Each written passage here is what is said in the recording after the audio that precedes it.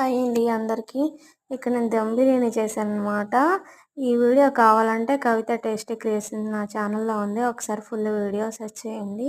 ఇక్కడ మసాలా దినుసులన్నీ ఆయిల్లో వేగిన తర్వాత ఆనియన్స్ వేసుకొని, తర్వాత అల్లం వెల్లుల్లి పేస్ట్ వేసుకొని ఇవన్నీ ఫ్రై అవ్వాలండి.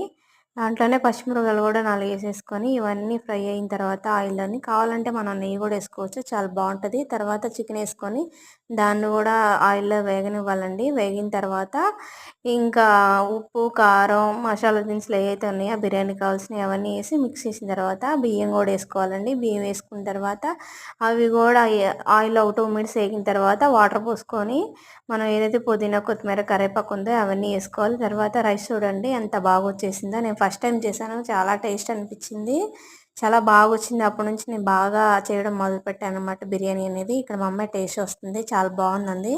ఫస్ట్ వీడియో అండి, ఒకసారి సెర్చ్ చేయండి ప్లీజ్.